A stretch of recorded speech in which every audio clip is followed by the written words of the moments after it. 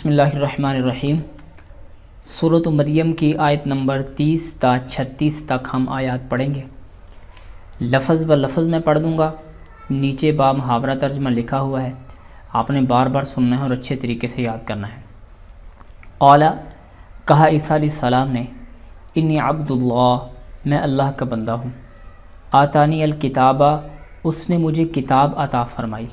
وجعلنی، اور بنایا مجھے نبیًا، نبی، وجعلنی مبارکاً، اور مجھے بنایا بابرکت، اینما کنت، جہاں بھی میں رہوں،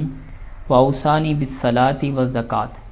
اور مجھے وصیت کی ہے، نصیحت کی ہے یا مجھے حکم دیا ہے نماز پڑھنے کا اور زکوٰۃ ادا کرنے کا، ما دمت حیا، جب تک میں زندہ رہوں، وبرا بوالدتی،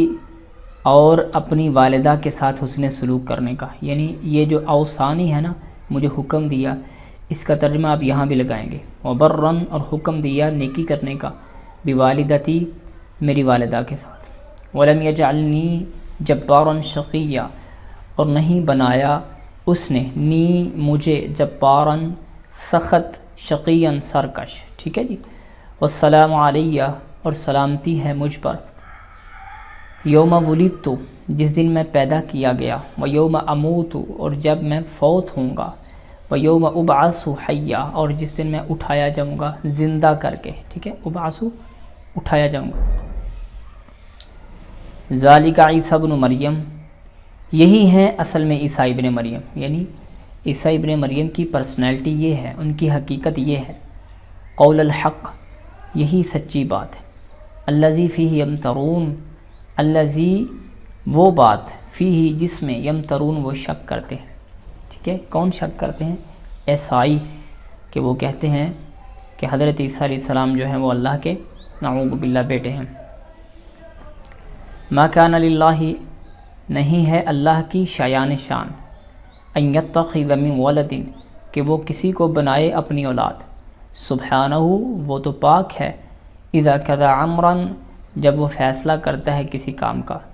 فانما یقول له کن فیکون، تو وہ اس کام کے لیے یقول کہتا ہے، لہو، اس کام کے لیے، اچھا، فانما اس کا مطلب ہے اس کے علاوہ نہیں، یقول وہ کہتا ہے، لہو، اس کام کے لیے، کن، ہو جا، فیکون، وہ ہو جاتا ہے۔ وَإِنَّ اللَّهَ رَبِّي وَرَبُّكُمْ، اور بے شک اللہ میرا بھی اور تمہارا بھی رب ہے،